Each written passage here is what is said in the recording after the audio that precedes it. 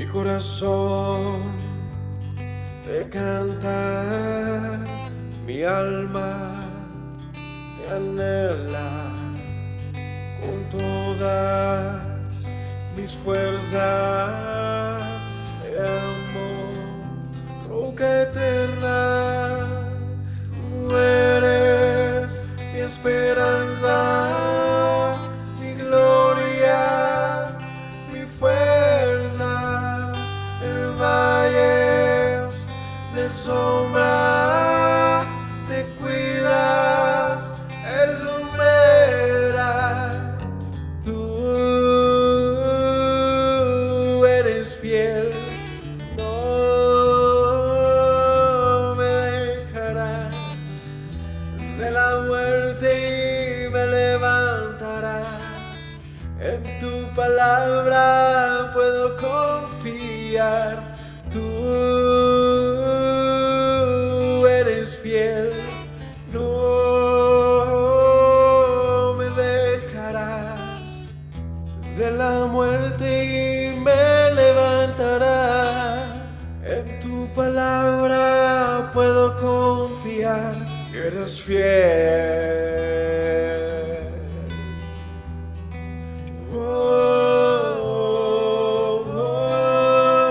Mi corazón te canta, mi alma te anhela con todas mis fuerzas. Te amo, roca eterna, tú eres mi esperanza, mi gloria, mi fuerza. En valles de sombra te cuidas, eres lumbrera. Tú eres fiel, no me dejarás. De la muerte y me levantarás. En tu palabra puedo confiar. Tú eres fiel, no me dejarás. De la muerte me levantarás. En tu palabra puedo confiar. Eres fiel, eres fiel. Tú eres fiel, no me dejarás. De la muerte me levantarás. En tu palabra puedo confiar. Tú eres fiel, no.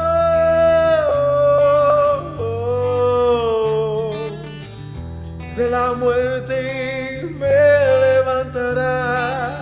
En tu palabra puedo confiar. Tú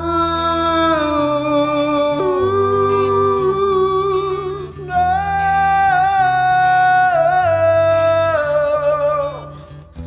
De la muerte me levantarás. En tu palabra puedo confiar. Eres fiel, eres fiel. Tú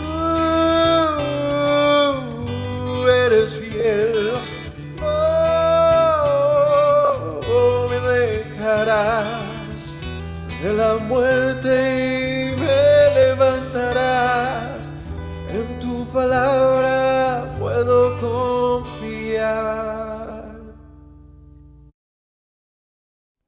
Shalom para todos mis hermanos, Yahweh los bendiga. Bienvenidos a una enseñanza más de los Salmos. Hoy veremos el capítulo 35 de los Salmos, un capítulo, digamos que complicado porque no estamos acostumbrados a pensar de la manera en que se va a ver la temática que está acá y es justamente pidiendo por los enemigos. Y viene una petición particular, de lo cual hay varios salmos de este tipo de estructura. Ya estudiamos, si no estoy mal, por ahí uno o dos en los capítulos anteriores. Si no son, si bien no es que hayan muchos dentro de los salmos, sí hay varios. Entonces vamos a revisarlo, que el Señor nos dé sabiduría para entender. Y el consejo para nuestro tiempo de intimidad, de oración, como siempre lo hemos dicho, el propósito de esta enseñanza de salmos es que nosotros aprendamos a aplicar, a encontrar un patrón, una forma, una guía en estos capítulos que nos enseñen a nosotros también a dirigir nuestra oración delante de Dios a fin de que Él nos escuche. Porque si escuchó a sus siervos en la antigüedad, es un asunto de fe pensar el por qué Él no nos puede oír a nosotros. Así que vamos a orar y bienvenidos todos. Padre Celestial, yo te doy gracias en esta noche. Te agradezco porque nos das la oportunidad, Señor, de buscarte, de leer, Señor, de escudriñar tu palabra. Te agradezco porque tú nos has dado el tiempo, Señor, el espacio para hacerlo. Te agradezco por mi familia, por mis hermanos los que se conectan, Señor, y por todos los que te buscan, Señor. Enséñanos, abre tu corazón a nosotros y permítenos ver, Señor, entender el conocimiento y la verdad que está dispuesta para tus hijos, para los que te amamos. Gracias te doy en el nombre de Yeshua. Amén. Bien, vamos a ir al capítulo 35 de los Salmos. Como siempre va a ser una lectura del capítulo completo y hacemos nuestro comentario. El capítulo 35 de los Salmos dice: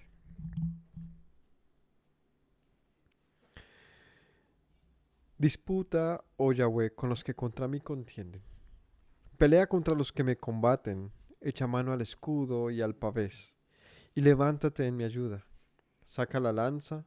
Cierra contra mis perseguidores. Di a mi alma, yo soy tu salvación. Sean avergonzados y confundidos los que buscan de mi vida. Sean vueltos atrás y avergonzados los que mi mal intentan. Sean como el tamo delante del viento. Y el ángel de Yahweh los acose. Sea su camino tenebroso y resbaladizo. Y el ángel de Yahweh los persiga. Porque sin causa escondieron para mí su red en un hoyo. Sin causa cavaron hoyo para mi alma.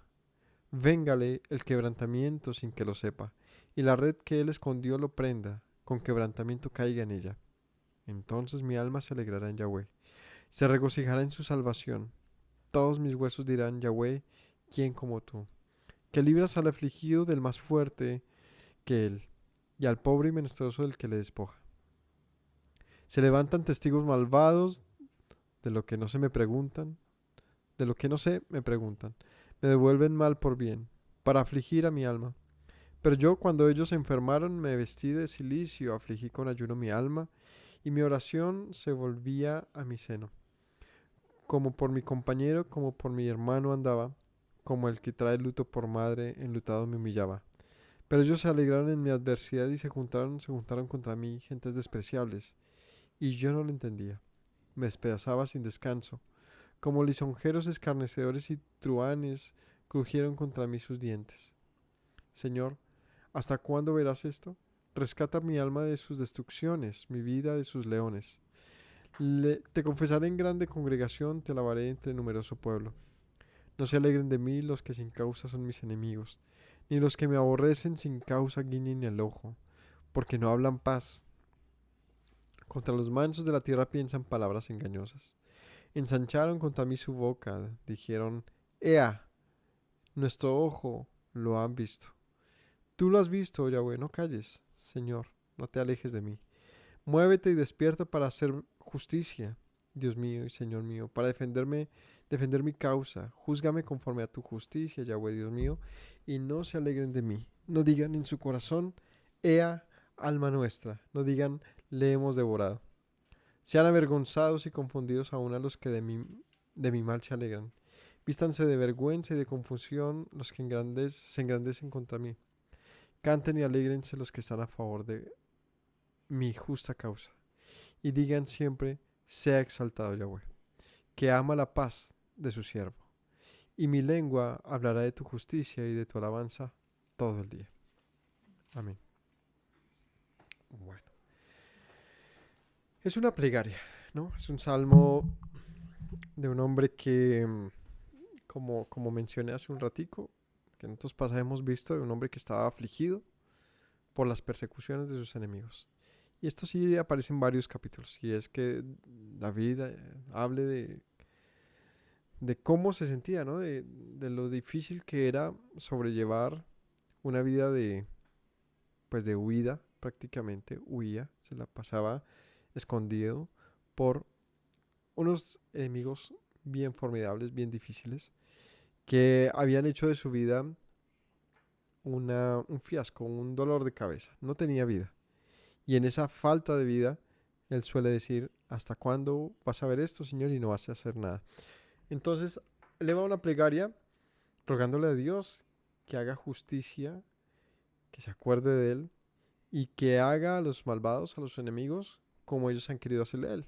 Vamos a ver el comentario de él. Versículo 1. Disputa, oh Yahweh, con los que contra mí contienden, pelea contra los que me combaten. Echa mano al escudo y al pavés y levántate en mi ayuda. Saca la lanza, cierra contra mis perseguidores. Di a mi alma, yo soy tu salvación. Bueno, este primer bloque, lo que hace David es decirle al Señor que tome cartas en el asunto, ¿no? El versículo 3 es clave, porque dice, di a mi alma, yo soy tu salvación. Así que lo anterior es lo que, digamos que el camino que lleva a ese punto de, quiero saber que estoy seguro, quiero sentirme seguro, quiero que tú tomes cartas en este asunto, que seas como un guerrero que se pone su escudo, su espada y que va a la batalla y pelea por mí. Quiero que le des a mi alma un descanso. Entonces, David con sus enemigos, ¿no? Le pide al Señor que Él sea el que tome pelea contra ellos. Bueno, primera cosa que tenemos que pensar es, ¿qué hacer con nuestros enemigos? Cuando tenemos enemigos, gracias a Dios, no siempre tenemos enemigos, por lo menos yo no tengo enemigos. Pero no quiere decir que todos andemos con enemigos. Siempre hay momentos, tiempos, personas que nos hacen la vida muy difícil. Y a veces sentimos que nosotros tenemos que tomar, ¿no? Una actitud de venganza, una actitud digamos, de destruir al otro y de vencer. El camino de David es muy diferente. El camino de David tiene una técnica, un método, que es el que hoy queremos compartir con todos. ¿Cuál es el método de David en relación a los enemigos? Ponerlo en manos de Dios. Ponerlo en manos de Dios. Hoy en día que se vive una situación tan compleja en el Medio Oriente, tan difícil, siempre digamos que estos temas, en mi caso personal, le meto mucha cabeza y los pienso mucho y me parece muy también complejo ver la cantidad de, no sé, posturas, comentarios que hay sobre todo esto. Pero cuando tratamos de ser muy bíblicos, la verdad es que es difícil el tema. Es decir, lo que quiero decir es lo siguiente. Cuando vemos lo que pasa, por ejemplo, con un ataque tan doloso, tan poderoso como el que hizo Hamás, un grupo, más bien, una comunidad extremista de una ciudad vecina de Israel, llamada Gaza, pues llegan este ejército israelí y inmediatamente entra en operaciones, ¿no? Y viene de una manera sumamente, digamos, destructora. Y entonces, en el paso del tiempo, hay muchas cosas que pensar. Y las posturas de muchos empiezan a cambiar. La pregunta siempre va a ser, ¿y cuál es la manera correcta? ¿Qué era lo correcto? ¿Qué es hoy en día lo correcto? ¿Hasta cuándo es? O sea, ¿cómo funciona el término correcto en relación a la adversidad, en relación a los enemigos. David está en un caso donde buscan quitarle el trono a toda costa. Y si bien los salmos de dificultad de David no son los mismos, es decir, no siempre está pasando la misma situación, sí tiene diferentes enemigos en eso, ¿no? A veces, en algunos casos fue el rey Salomón, Saúl, perdón. En otros casos fueron sus propios hijos, ¿no? En otros casos fue un asunto del pueblo, y en otros casos fueron las ciudades vecinas, que incluyen a los filisteos. Y si vemos la actitud de David en todas esas situaciones, fue consistente con un bloque, pero con otro no. ¿Con qué bloque David fue un guerrero vencedor? Con los externos, pero ¿por qué fue un guerrero vencedor? Dime.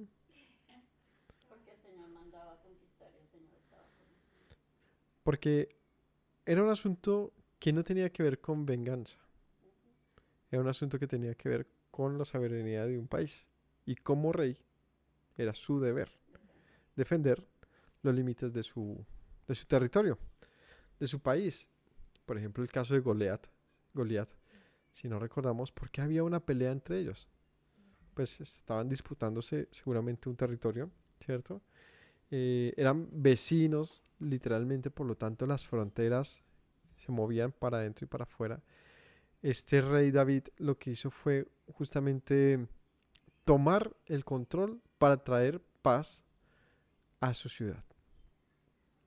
Esto lo hizo de una manera muy efectiva, ¿cierto? Es decir, fue conocido justamente como un guerrero que trajo paz a su país. Creo que la paz que trajo David a Israel nunca había pasado y tampoco pasó después. En el obrar de David como rey y a la vez combatiente como guerrero fue bastante poderoso. ¿Cuál fue la clave para que David venciera? Que él temía al Señor. Eso fue todo. Eso fue absolutamente la gran diferencia de David. Y es que David fue un hombre valiente, sí, por supuesto. Ese es, digamos, ¿qué de David había? Valiente. Un hombre dispuesto a la guerra, dispuesto a proteger a los suyos. Era un hombre con principios, con ¿cómo se dice? Un tipo que hacía justicia además y también tenía misericordia. Tenía muchas cualidades, pero una fue la particular que le hizo vencer. Y es que temía a Dios. Eso fue todo. Esa fue la gran diferencia de David. Pero David intenta replicar eso sobre sus enemigos interiores. ¿Qué es lo que replica David con sus enemigos interiores? Me refiero dentro del país. Que temía a Dios. Y por lo tanto deja la causa delante de Dios. Porque el Señor no le había ordenado, digamos, generar un conflicto interior. Es la diferencia. Es decir, con los extranjeros, ¿por qué sí esa actitud? Pues porque para eso fue escogido como rey. Para eso estaba en un ejército, estaba enlistado, es decir, era su profesión, ser un guerrero. Con el propósito principal de defender a Israel. Un reino soberano conforme a lo establecido por Moisés o por Dios por medio de Moisés con Josué, y ese reino no había sido capturado nunca antes, ¿cierto? Ese reino permanecía firme de mano de este caso de los jueces y luego de David, de Saúl y de David. Y ellos lo que habían buscado era proteger al reino de Israel. Lo que hizo vencer a David, clave, temía al Señor. Otra vez, transponiendo esto al presente, ¿qué tenemos que pensar con relación a la guerra?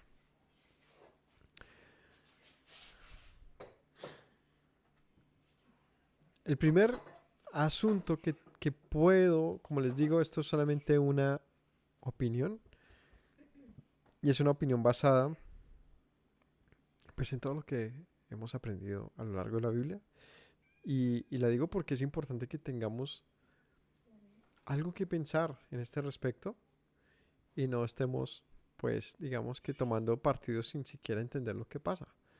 ¿Sí? Es importante siempre tener, digamos que un contexto claro para que sea más fácil. Em, ¿Qué pasa? Que Israel tiene un enemigo que ya le toma mucho tiempo, ¿no? ¿Cuál es este enemigo?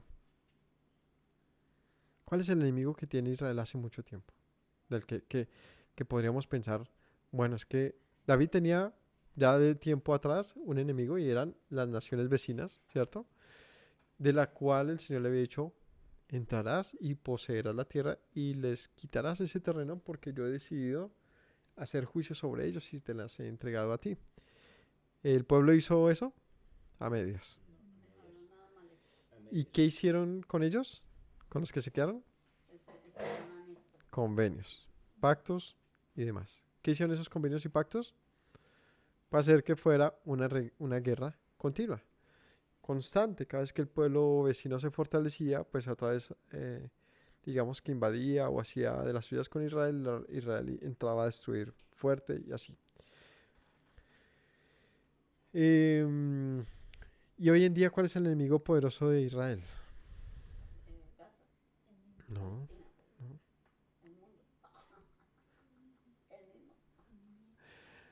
Esa es la pregunta difícil. ¿Por qué Israel está en esta situación hoy? La situación de hoy de Israel no es tan antigua como pensamos, como decir, es que, no sé, los musulmanes ya son enemigos de Israel hace tiempo. Eso es mentira. La verdad es que más bien son enemigos hace poco. Porque esta enemistad surgió justamente por lo que aconteció en, digamos, en lo que actualmente es la tierra de Israel. Pero ¿quién ocasionó esto? Pues un acuerdo internacional. Ahorita que está pasando lo de Venezuela con Guyana, no sé si han oído, resulta que Venezuela y Guyana comparten un territorio, o más bien, tienen un territorio en disputa. Se llama Guyana Esequibo y es bastante grande, es un territorio muy grande. Pues resulta que cuando este presidente Maduro dice, bueno, que él va como quien dice, a tomar cartas en el asunto, es un territorio en disputa, quiere decir que está en un proceso. Y él dice, pues yo voy a militarizar eso y lo voy a anexar como parte de la nación, porque originalmente era parte de la nación. Pero ese originalmente me refiero a hace 100 años. Es algo parecido. Lo que voy a poner es una balanza, porque cuando llegan las balanzas, a nosotros se nos vuelve un 8 nuestras inclinaciones políticas o nuestras posturas de a quién le pertenece qué. Cuando vemos todas las posturas acerca de Israel, ¿qué es lo que encontramos? Es que esa tierra es de Israel hace 3000 años. ¿Hace cuánto Israel no estaba ahí? Pues hace como casi 2000 años. Estuvo fuera de su lugar y retornó. Pero dice, pero en el pasado fue de ellos, por lo tanto les pertenece. Entonces vamos a transponer esto al presente de hoy. Y llega y hace esto Venezuela. Y dice, es que hace 100 años eso era de nosotros. Y entonces la pregunta es, ¿con qué derecho, con qué autoridad, con qué moral podría cualquiera, sin importar lo que esto signifique, si esté bien o mal? El punto es la postura de nosotros. Podemos decir que este señor se enloqueció y que no tiene derecho porque eso es de Guyana. Y sí podemos decir que Israel sí tiene derecho, un ejemplo. O podemos decir que y Rusia no tiene derecho sobre Ucrania, que hace unos años le pertenecía en el tiempo de la Unión Soviética. Entonces, ese tipo de dificultades territoriales se miden con un doble rasero generalmente. Y hoy en día, para los que, digamos, evaluamos esto en un tono bíblico, pues decimos es que es la tierra de Israel. O sea, como quien dice, ellos tienen un derecho sobre la tierra que ninguno tenemos sobre ninguna tierra, sino ellos sí. Bien, el tema de Guyana, entonces el caso es que en el tiempo pasa lo mismo, un asunto internacional, un conflicto ni siquiera entre venezolanos y gente que vive ahí, no, es un tema tan internacional como el tema de los judíos con los palestinos. No fue culpa de los judíos con los palestinos, fue algo que hicieron las Naciones Unidas. También hace 100 años más o menos pasa lo mismo y resulta que ese terreno se lo toma Gran Bretaña, el de lo que es Guyana, por eso ellos no hablan, no es un país latino, digamos. Ellos se toman ese territorio y empiezan a tener una disputa de ese territorio em, este, con los mismos venezolanos, ¿sí?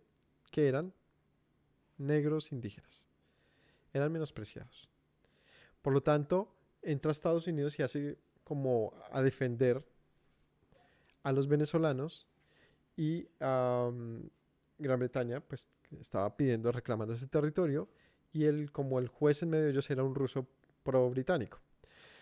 El caso es que no se permitió que ningún venezolano pues estuviera ahí porque según los registros que hay sobre eso pues no eran dignos de estar en eso por un asunto digamos que racista. El caso es que los oriundos de la tierra no pudieron pelear, ni siquiera no tuvieron nada que ver, sino fue un asunto de colonización, de quitamos tierras. El caso es que esa tierra ya no le pertenecía a Gran Bretaña, pero sí quedó en un acuerdo, digamos, quitada del país. Eso es más o menos lo que entendí de un análisis que hicieron ahí. Entonces, desde ese tiempo, ese terreno está, digamos, es de nadie, como Gaza. Es un terreno ahí que es Gaza, es un país, no es un país, lo mismo que Guyana Esequiba. Es un lugar en disputa. Entonces llega alguien fuerte, en este caso dicen, bueno, es que Maduro quiere que pues coger fuerza porque vienen las elecciones, las presidenciales y pues él quiere coger fuerza y una de esas es diciéndole al pueblo, pues yo les voy a recuperar un territorio que nos pertenece. Y entonces vienen todos los comentarios en internet, generalmente de los que apoyan lo que está pasando con Israel, o sea, lo que está haciendo Israel, son los que no apoyan lo que sugiere Maduro y tampoco lo que hace también Rusia con Ucrania. Pero ahí es donde tenemos una situación de incoherencia importante. Y es que, ¿por qué Israel sí tendría derecho a reclamarse algo que les perteneció en el pasado y no una Rusia y no una Venezuela con territorios originales? Digamos, ni siquiera es porque los conquistaron, no es que eran los terrenos originales de ellos. Entonces, el punto es, cada quien maneja a sus enemigos pues, como quiere y como puede.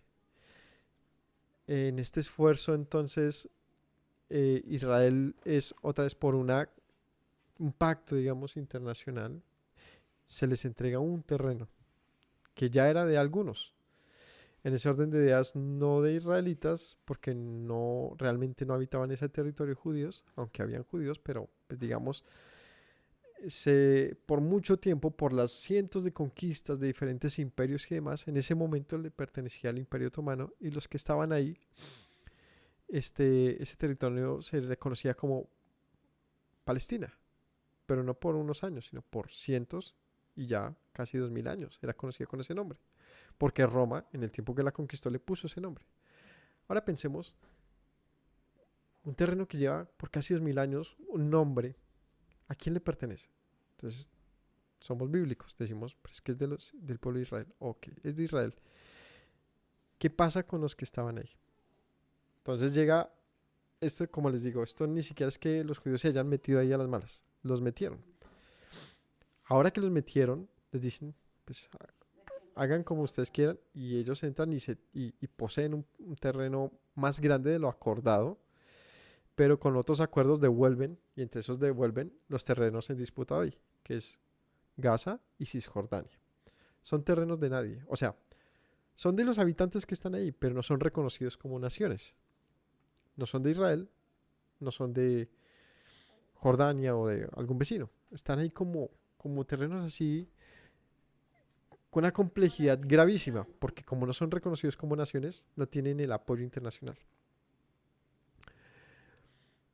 Estos, como son hermanos, digamos, hacen parte de un bloque más grande, pues entonces entran a ver, y toda esa zona es una zona muy grande, con una religión y con una forma de pensamiento muy parecido, no igual, pero pensamiento parecido, y son los musulmanes y los pueblos árabes.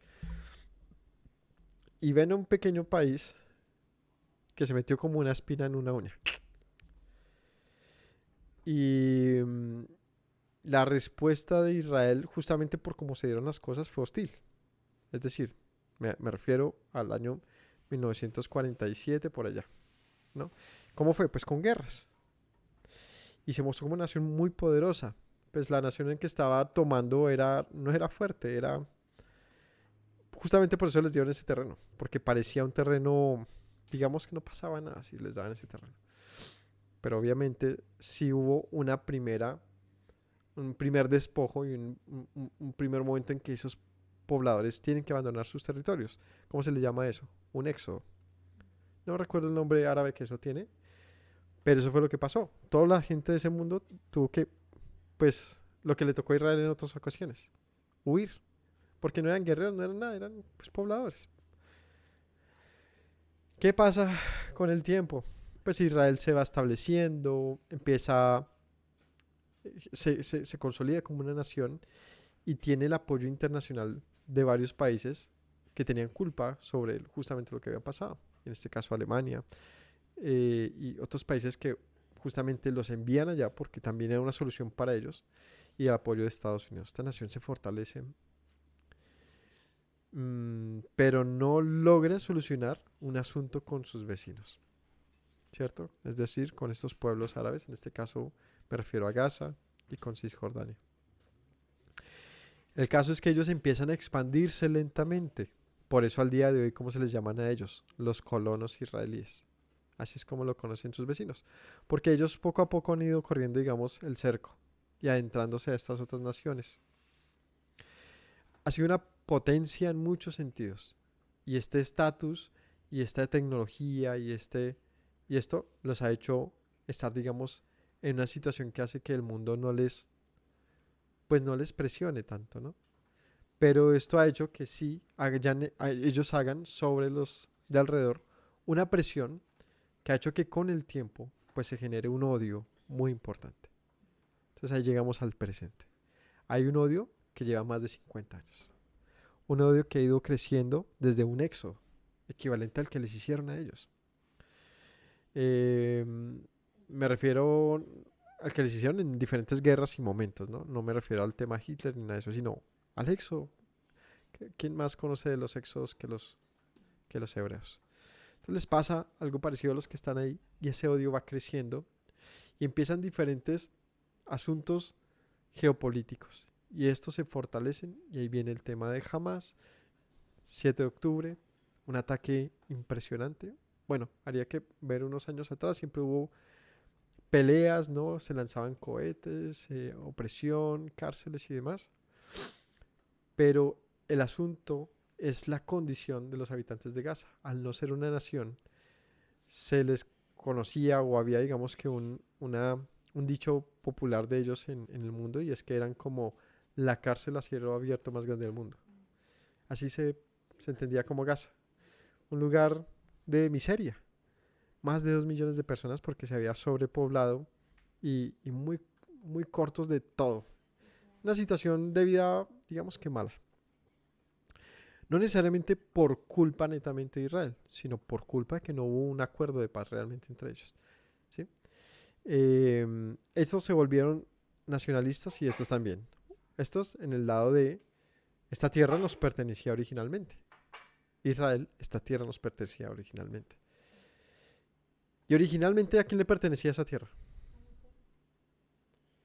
Es que es una pregunta tonta. Porque la tierra no le pertenece a nadie. O sea, si nosotros nos ponemos a pensar en el pasado, esto a quién le pertenecía a los indígenas, pero antes de ellos habrá habido alguien más, yo qué sé. Es que es complicado, ¿no? La tierra es de quien la tiene o le pertenece a alguien. Entonces hay una respuesta bíblica. Ahí sí podemos recurrir a una respuesta bíblica. Y es que la tierra le pertenece a quien Dios se la da. Pero es una respuesta de fe. Es decir, es una respuesta de fe porque solamente en ese orden de ideas sería aplicable al parecer para el caso de Israel. Es decir, esa tierra le pertenece a Israel, sí, pues porque la Biblia dice que el Señor le ha entregado esa tierra a su pueblo. Y al resto del mundo, que le pertenece a alguien, no le pertenece a nadie, pues entonces ahí quedamos cortos de argumentación y no sabemos qué responder. Como quien dice, si hoy nos conquistan, yo qué sé, los chinos, en unos años ya todos hablando chino y tal, pues ya no pensaríamos en volver a la Colombia de atrás. Pues le pertenece a los que están ahí presentes, que ya hablan chino, que ya, un ejemplo. Porque ninguno de nosotros piensa volver a ser indígenas de atrás. Somos colombianos, pero conquistados por españoles.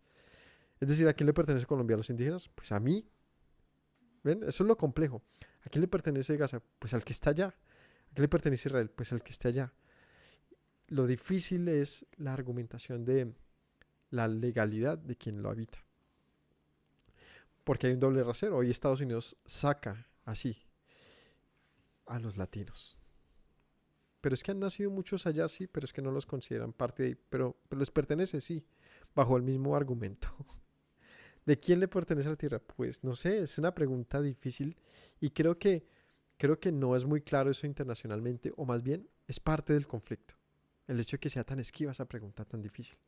Y cada quien en su soberanía hace como quiere, pero justamente pasa por encima de la gente, que es diferente. En este caso, hablemos de Estados Unidos, nosotros como latinos. En muchos lugares no nos consideran parte de Estados Unidos. Muchos que ya han nacido allá ya se desenvuelven como, digamos, pero tienen su pinta de criollo. Porque se llama José, porque se llama Juan. En Estados Unidos pasa eso duro. Y hay políticas muy bravas. Si ahorita regresa Trump, es probable que él sea nuevamente presidente. Yo creo que se viene un tiempo bien bravo. Parecido, otra vez, y ahí vienen las comparaciones hostiles, al de Israel con los de Gaza. Y es esa perspectiva que no entendemos mucho porque no estamos cerca. Y es como quizás un americano ve a un latino, a este tipo de americanos, ¿no? Me refiero. También tampoco se puede es- generalizar, pero hay un grupo que lo rechaza simplemente porque no perteneces acá, no le dicen su idioma, porque estás hablando español, ¿no? Lo mismo pasa entre Israel y Gaza, o sea, ¿qué te pasa? Tú perteneces allá. Esa hostilidad genera ¿qué? Odios. Porque, obvio, latinos buscando oportunidades en una tierra mejor. Gazatíes buscando oportunidades en Israel y las tenían. Pero todos estos odios crecen y pasa lo de ahora. Y entonces, ¿cómo debía reaccionar Israel? Pues creo que inicialmente reaccionó como debía, es decir, pues respetando la soberanía. Pero ¿qué pasa cuando ya todo esto que leemos de David ya no tiene nada que ver? Y ahorita se proclama una aniquilación tipo bíblicos, tipo momentos bíblicos, que no se corresponde al presente. Que no se corresponde al presente. O sea, es que de verdad, yo todos los días estoy viendo estas noticias porque me salen todo el tiempo y porque son importantes. El avance militar de Israel está en un punto tan amplio, tan grande, y la miseria de Gaza es tan absoluta que ya hoy dicen, ya no es la cárcel más grande a cielo abierto, sino el cementerio más grande a cielo abierto. O sea, ya estamos hablando de 18.000, 19.000 muertos, donde más de la mitad son niños, o sea, 10.000 niños muertos. Eso ya uno le pone otros números en la cabeza y otras cosas que pensar. Y uno dice, ¿esto cómo se analiza exactamente? ¿No? Que llegan los enemigos, hacen cosas mal, obvio, todo, o sea, no justifica. Pero digo la respuesta. Entonces, ¿dónde está esto? Este tipo de pensamiento de David. Entonces cualquiera dice, no, es que es como David. Es un guerrero que va y pelea y hasta asesinar a todo el mundo. La pregunta es la pregunta más difícil. ¿Dios ha permitido eso? Porque si Dios dejó que entraran y mataran más de 1.400, 1.200 personas en Israel, porque no, nada pasa sin la soberanía de Dios. ¿Para qué pasaba esto? O sea, ¿cómo lo digo? ¿Cómo se puede realmente mantener? A ver, como que se quiere hacer una mezcla de lo que es de Dios con la manera actual de hacer las cosas, que es alejada de Dios, pero con un argumento bíblico para tratar de justificar lo que yo hago, aunque bíblicamente todo lo que yo hago también es condenado. Todo lo que yo hago es condenado. ¿Por qué el Señor quitó la tierra de Israel a Israel? Porque no era digno de habitar en ella. Y siempre y cuando hoy Israel no sea digno de habitar la tierra, la pregunta es con qué derecho hace lo que hace. Esa es la pregunta difícil. Yo creo que lo que según lo que están hablando, el Eterno todo lo permite porque así como Israel no es apto, pues los de Gaza tampoco. Entonces el Eterno, ¿qué hace? Trae juicios. Ujú. Trae juicio. Porque hay, pues, bíblicamente se habla de que la tierra no le pertenece a él, sino al Eterno. O sea, sobre ese Sí, tema como tal. Al mundo entero, pues, no, pero no, las el cosas mundo le que pertenece al Señor. pero digo, esa tierra él le dijo algo a él. Es mía. Claramente le dijo, es mía, por eso ustedes no la pueden vender, ni pueden hacer nada con ella. Es mía, me pertenece. Entonces yo creo que por eso. Claro, ese es el punto clave. La tierra le pertenece al Señor. Pero hoy en día hay grupos, digamos, peleándose la tierra y con todo menos con un propósito bíblico.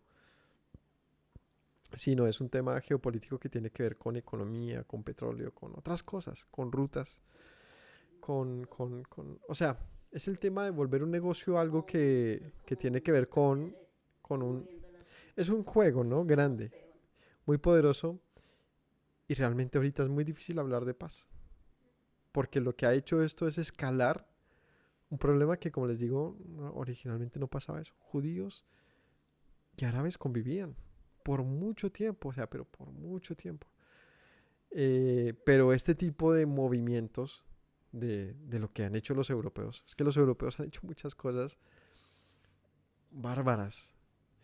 O sea, todo lo que podemos ver un poquito hacia atrás es que nadie se atreve a mirar hacia Europa y hacia Estados Unidos porque los idolatramos.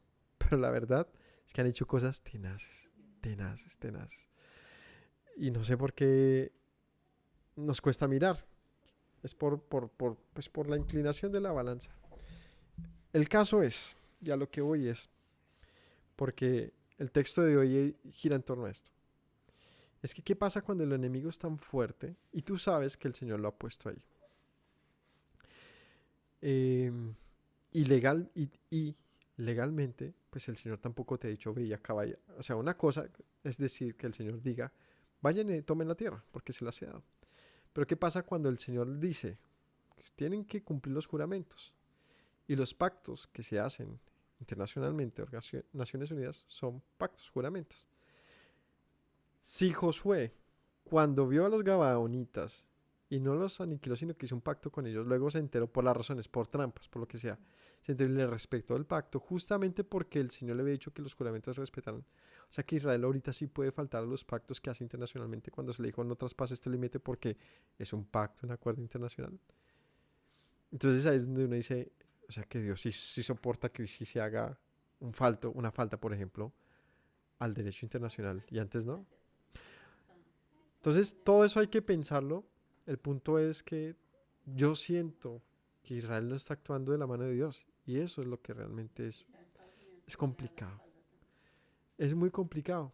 Porque, porque si Dios no pelea la pelea por nosotros, no hay nada que hacer. Yo realmente le pido al Señor que le dé sabiduría al gobierno de Israel. No sé si, o sea, no sé. O sea, el Señor permite las cosas. Y también estoy de acuerdo que Él envía sus juicios al mundo como Él considera. Y los actos salvajes de Hamas, pues dejan mucho que pensar de la forma otra vez, no podemos estereotipar a toda la gente, ¿no? A los palestinos, pero me refiero a, a una forma de pensamiento y de hacer las cosas que es como las que el Señor ordenó aniquilar en el tiempo de los pueblos cananeos. Pero si la respuesta es equivalente, ni siquiera equivalente, si supera eso, porque ya ni siquiera estamos hablando de que han asesinado a 2 veces más, 10 veces más, ya van para 20 veces más lo que hicieron los de Hamas. Entonces es un conflicto bien difícil. Si Israel deja de hacer lo que está haciendo ahorita, pues en efecto la van a atacar a ella y van a vencer. Porque es que, y no Hamas, sino el mundo. Porque pierde, digamos, la fuerza y el ímpetu que tiene ahorita. Pues si Israel sigue, va a pasar a la historia como un genocida. Otra vez. O sea, no otra vez como si ya hubiese pasado antes, sino digo otra historia de ese estilo. Creo que se metió está en una camisa de 11 varas bien difícil. Y obviamente solamente lo que puede hacer el mundo es mirar, juzgar, escribir, comentar. Pero creo que lo único que tenía que hacer Israel era confiar en Dios. Eso era todo lo que tenía que hacer. Si hubiesen confiado en Dios, pues los enemigos no habían entrado. Si hubiesen confiado en Dios, Él habría hecho una solución realmente permanente y diferente a esto que está pasando, creo yo, conforme a la Biblia nos cuenta. Porque lo que el Señor siempre destacó y también señaló de los líderes es que temían o no temían a Dios. Leemos los libros de Reyes y Crónicas y siempre termina diciendo, e hizo lo bueno delante de Dios, e hizo lo malo delante de Dios. Y todos los que hicieron lo bueno delante de Dios tenían una cosa en común. Y es que corregían en la nación las cosas que estaban mal. Y segunda, temían a Dios e iban a batalla, digamos que en la guianza por Él. Los que no, iban a batalla y muchas veces perdían, justamente porque iban a la loca. Hacían alianzas, hacían mil cosas. Yo no quiero señalar como juzgando a la nación de Israel, porque también puedo desconocer muchas cosas. Lo único que quiero decir es que eh, si nuestra confianza no es como la de David, creo que no vamos a tener los resultados de David. ¿Y los resultados de David cuáles fueron? Paz en la tierra. Paz en la tierra. Eso fue. Entonces David le dice al Señor, dime que tú eres mi salvación, confunde a mis enemigos, avergüénzalos, demuéstrales que ellos han hecho mal, que me han, o sea, podría hoy Israel decir sin causa han puesto una trampa contra nosotros. O sea, es que ese es el punto y es la culpabilidad de las cosas lo que hace que sea difícil que realmente podamos agarrarnos de un texto bíblico para decir es legal lo que está haciendo hoy en día Israel, o por lo menos es bíblico. Esto genera muchos contrastes y muchas conversaciones, pero, pero sí creo que de acuerdo a la justicia se tiene que ver todo, de acuerdo a la ley, a la Biblia.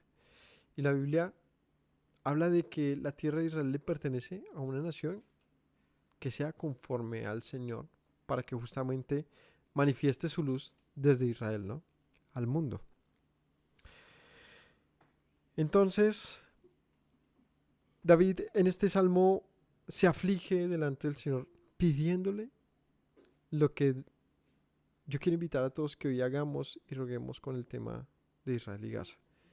Es decirle, Señor, mira la situación, evalúala. Saben que es una petición difícil, porque por ejemplo aquí David dice, júzgame conforme a tu justicia. La nación de Israel podría decirle eso hoy al Señor. No, es que ese es el punto. Pero sí puede decirle perdón.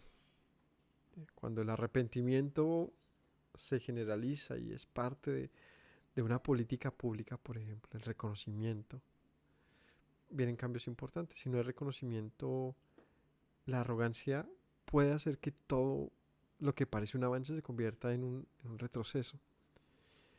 Yo le ruego al Señor que deje ver a mi pueblo si lo que está haciendo está bien o no. Ahora, si está bien, yo no entendería muchas cosas en ese sentido, porque el Señor mismo en su palabra nos manifiesta muchos ejemplos de su pueblo, cuando Él mismo los sacaba por andar en los caminos que hoy anda la nación, incluso peor. Entonces la pregunta es, ¿con qué derecho, no? Lo que sí sé sobre todo esto es que tenemos que aprender de estos hechos y tenemos dos posturas para andar. Dos posturas, una arrogante o una humilde. Una donde creemos que todo el mundo nos debe algo, o una donde yo le digo al Señor, como David, Señor, déjame saber que tú me cuidas. Haz con mis enemigos como debas hacer, de tal manera que ellos caigan en sus propias trampas que plantean contra mí. Y eso es lo que yo digo, Israel era lo que debe haber hecho. Si el mundo está contra Israel, Israel debía haber confiado en el Señor. Y haber dicho, Señor, pues rescátanos de todos estos nuestros enemigos y hazles caer a ellos en sus propias trampas. Pero creo que cuando viene este tipo de calamidades parecidas a la destrucción del templo, parecidas a todas las incursiones donde venían los extranjeros, en todos esos pasajes dice claramente pues, que el Señor estaba contra su pueblo. O sea, no era de gratis. Eso nunca pasaba así porque sí. Cuando en el desierto se abrió la tierra y se comió a 3000. Cuando David pecó y vino mortandad sobre el pueblo, nunca venía la mortandad porque sí. El que guarda su pueblo no se dormirá. O sea que si no estaba dormido, ¿por qué vino mortandad? Porque él la envió. Y eso, otra vez digo, si somos biblistas y queremos ver lo del presente conforme a la Biblia, deberíamos ser objetivos. Y ser más, aplicarlo de una manera más equitativa. Y no solamente convenientemente, que ahí es donde yo digo, me preocupa porque se convierte en una mentira o se convierte en un chisme. Nuestro pueblo tiene que, como David, humillarse delante del Señor y rogarle al Señor que haga con sus enemigos como Él sepa que debe hacer. Si hay trampas, si es falso, o sea, si la acusación, señalamiento de los enemigos es injusto, si es malvado, pues que el Señor vengue eso, Él. Y esto le dice, ojo, el rey de Israel, no era un chico por ahí, era el rey David. El rey de Israel oraba al Señor que hiciese esto sobre su pueblo. Yo con este salmo y con muchos, yo solamente tengo que ver la forma de conducta de David con sus enemigos, y es que él se humillaba delante del Señor y le decía, Señor, tú eres el que debes ver mi causa, y le rogaba y le decía, ¿hasta cuándo vas a permitir esto? Pero no me lleves a la muerte injustamente. La pregunta es si David decía esto porque él se sentía seguro de que él estaba obrando, digamos, de una manera adecuada y de que el Señor haría justicia por su causa por cuanto era justo. Y es ese punto, es esa arista la que es difícil de evaluar en este presente. Porque bien sabemos hoy, sabe el mundo, saben los mismos judíos que han abandonado a Dios. Sus prácticas lo demuestran, su forma de gobernar, su forma de atender el tema con los extranjeros. Muchas cosas. A veces pensamos que el avance de civilización solamente se mide en lo bien compuesta que está la ciudad o la economía. Pero hay cosas más profundas. Y si queremos reclamar una Israel bíblica, el punto es que la Israel bíblica teme a Dios. No podemos solamente bíblicamente darle un territorio, porque es Israel, no, espere. Bíblicamente es todo lo que compete a Israel, no un tema territorial, meramente. Si no, estaríamos siendo blasfemos contra la Escritura, estaríamos haciendo indebidamente. Y todo este conocimiento bíblico se convierte en manipulación. Mis hermanos, yo espero que este tipo de pasajes nos ayuden a ver que la manera de atender a nuestros enemigos no es lastimándolos, es orando para que el Señor sea quien tome cartas a nuestro favor. Nuestros enemigos se tienen que ver, digamos que de lejos, se tienen que ver con misericordia, pero principalmente con temor de Dios. Es decir, que sea Dios quien tome cartas en el asunto. De ninguna manera nosotros debemos estar buscando venganza. De ninguna manera nosotros debemos estar buscando cómo, no sé, pelear contra nuestros enemigos. En este momento siempre sabemos y siempre les decimos, hay caminos legales para resolver cosas. Está el consejo, está la ayuda de los amigos, hay muchas cosas según la complejidad de las cosas. Pero lo que bíblicamente incluso Yeshua nos lleva a un punto más allá es el poner la otra mejilla. Y créanme, Yeshua estaba en su época asediado por los romanos. Y volvemos al mismo punto. ¿Por qué no simplemente tomaban la tierra? Cuando la tomaron, lo hicieron porque les pertenecía. Con ese mismo argumento, pues llegó Roma y les destruyó el templo. Y desde ahí quedaron por el mundo. La pregunta es, si siempre queremos buscar un paralelo de algunos pasajes, tenemos que hacerlos con todos.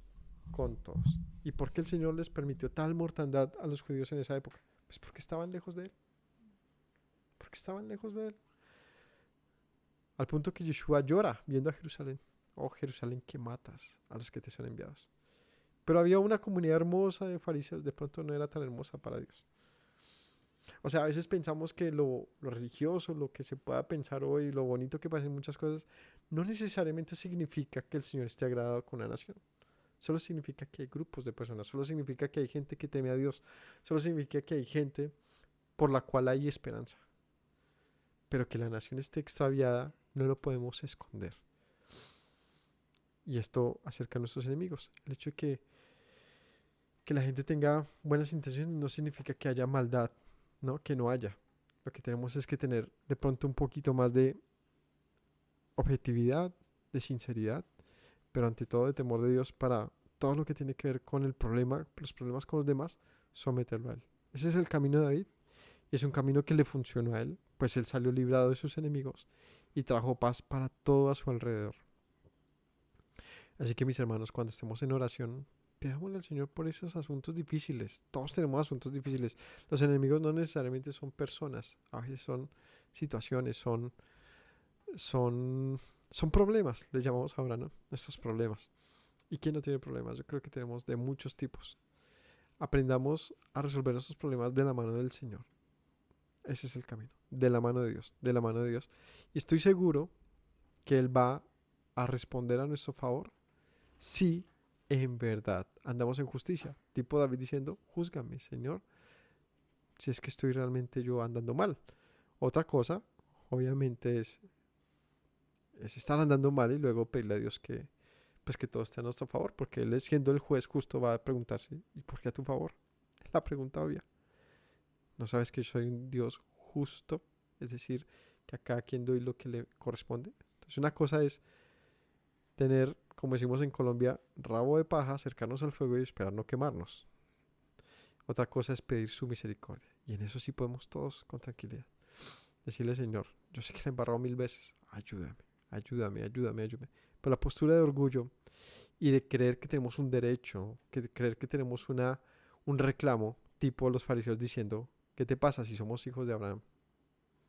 No, el Señor les decía, pues andan como hijos del diablo.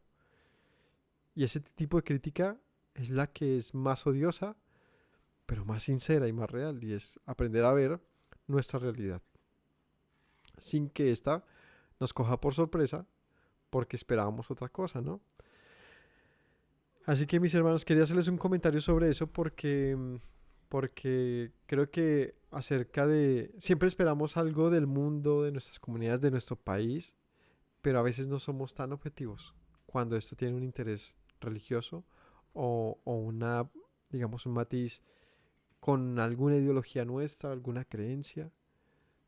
Si nosotros logramos realmente ser críticos sobre un asunto y sin tomar un partido de derecha e izquierda, sino simplemente viendo objetivamente lo que dice la escritura, creo que nos hacemos un bien y le hacemos un bien a la sociedad. Que en este caso lo único que necesita nuestra sociedad es romper tanta polarización. Nuestra sociedad lo que necesita es realmente un conocimiento de justicia, de misericordia, de equidad, de objetividad, de amor, de Dios. El mundo necesita profundamente de Dios y ha gastado su vida matándose unos a otros. Yo de verdad le pido al Señor que tenga compasión de este mundo, de los inocentes, y pues ya el Señor hará lo que tenga que hacer con esta tierra. No le vamos a decir que tenga el que hacer o no, pero sí, más bien, seamos más prudentes con lo que decimos, con lo que pensamos, con nuestros comunicados. Por ahí un señor turco creo que estaba hablando en plena, un video por ahí, ¿no? Y dice, Alá va a castigar a Israel y pum, le dio un infarto ahí mismo. Murió 2 días después. Salió de infarto al hospital y murió 2 días después. Pero eso impacta mucho, ¿no? Por supuesto, tenemos que hacerlo todo con mesura. Porque no se trata de no pronunciar nada contra Israel. Porque los profetas que dijeron, pues contra Israel se fueron. El punto es el desear el mal a la nación, que es otro cuento. Pero sí como un profeta, sabe qué decirle a su propio pueblo, porque es mi pueblo, tiene que advertir que si seguimos actuando con hipocresía o pues de la manera que se está pasando hoy, de verdad que el futuro es sumamente difícil y turbio para mi propio pueblo. Yo deseo que mi pueblo se arrepienta, busque a su Dios y se dé cuenta que todo esto que está pasando, imagínense que un solo día, se descomponga o fallen el sistema del sistema de la cúpula de hierro de Israel. Un solo día pase eso, sería una catástrofe. Porque les llueven todos los días misiles, no son muy poderosos, pero suficientes para matar mucha gente. Es decir, ¿en qué se está apoyando hoy Israel en su confianza? En su propio poder militar. No, de verdad, tiene que orar y decirle, Señor, ayúdanos a resolver esto de la manera adecuada, correcta. Porque donde pasara eso, otra vez digo, sería una catástrofe y ahí sí se viene la guerra de guerras. En un instante. Y no, o sea, no quisiera que pasara eso, pero así como uno no piensa, no, que jamás le pase esto a mi pueblo, hay mucha gente diciéndole hoy, Señor, me están matando, o sea, se me han muerto 40 familiares, ¿no? O sea, hubieron una tregua de como 7 días, 8 días, y al día siguiente 700 muertos en 24 horas. Esos números que a uno queda como uno pensando, ¿qué es esto? Es impactante, es difícil. Y como que la balanza no es justa o no es objetiva. Es donde yo digo, tenemos que pensar, orar mucho. De pronto no, o sea, la crítica es importante si construye un pensamiento, si construye algo. Pero por tomar una postura como la que hay hoy en día, un poco de gente maldiciendo a Israel y un poco de gente maldiciendo a los palestinos, a los de Hamas, a quien sea, es complicado. Bueno, Hamas como grupo sí lo lamento mucho, pero se llevaron una respuesta conforme a la ley, es decir, justa, ojo por ojo. Pero trajeron mucha muerte a su propia nación. Y es en esa muerte extra de la cual yo le pido a mi pueblo pilas con lo que está haciendo. Porque también le va a pasar lo mismo. Y es, ¿qué hizo Hamas? Venganza. ¿Qué está haciendo Israel? Venganza. Y cuando hay venganza tras venganza, pues llega una venganza mayor. Como dijo Elon Musk, cada vez que matan a un ti están generando una generación de Hamas. Porque ellos van a querer vengar a sus padres, hijos, abuelos. Entonces, como dicen por ahí, ojo por ojo y el mundo quedará tuerto. El ojo por ojo significa límite. Pero cuando el mundo pasa ese límite todo el tiempo, la venganza tras venganza solamente es muerte y muerte y muerte y muerte. Y que creo que nosotros como colombianos sabemos mucho de eso por la historia de nuestro país. Así que mis hermanos, a orar, a orar, a orar y a orar, a someternos a la voluntad de Dios y a su mano y a rogarle porque haya sabiduría en el mundo, porque la necesita. Lo peor que podemos hacer es callarnos en el tiempo de guerra. Bien dice por ahí el libro de la Divina Comedia. ¿Sí se acuerdan qué dice? El círculo más profundo del infierno está reservado para aquellos que mantienen silencio en tiempo de crisis moral. Dice así. O sea, los que cuando llega el momento de la crisis, ahí sí como que yo ni me doy cuenta. No me importa. Ese libro dice eso y se utiliza en diferentes ocasiones porque lo que está diciendo es que lo peor que puede hacer un humano es no tomar partido ante la justicia. Y en eso es donde yo digo, ver cómo se asesinan día a día tantas personas dentro y fuera de Colombia y nosotros seguir nuestra vida como nada, nos tiene que hacer reflexionar. No necesariamente ser pro algo, pro una cosa, pro otra, pero sí tener aquí algo que pensar sobre esas cosas y no ser tan mezquinos pues con la injusticia mundial, ¿no? Con lo que está pasando. Bueno, sé que esto es muy político y es un tema muy de mucha crítica y que de pronto no estén de acuerdo o uno que otro sí, pero sí sé que bíblicamente todo esto nos pone en juicio a todos, bíblicamente a los que quieren poner la Biblia de por medio yo les digo pilas, porque la Biblia de por medio lo que va a hacer es condenarnos a todos, por una y otra ley, por derecho y por no estar con derecho a muchas cosas. Así que más bien sometámonos a la Escritura, organicémonos y pensemos bien cada cosa, que la oración sea nuestra herramienta para conectar con Dios y encontrar una salida. Que el Señor los bendiga. Les agradezco por acompañarnos en este estudio. Este capítulo es similar a muchos, por eso de pronto no di tanto verso a verso, porque ya leímos uno o dos capítulos que hay en los anteriores a este son muy parecidos en estructura. Pero sí, en este ejemplo de cómo revisarlo al día de hoy, creo que es importante que lo tengamos en nuestro panorama. Que el Señor los bendiga y que descansen. Shalom. Me presento nuevamente, mi Rey, mi buen Señor. Mis pasos se han desviado, necesitan dirección. En tu amor me he refugiado, Yeshua, pues así al Padre puedo hoy decir. Me presento nuevamente, mi Rey, mi buen Señor. Mis pasos se han desviado, necesitan dirección. En tu amor me he refugiado, Yeshua, pues así al Padre puedo hoy decir. Abba, Padre, Baruch atah, Señor Dios nuestro Rey de eternidad. Abba, Padre, Baruch atah, Adonai Eloheinu melech haolam.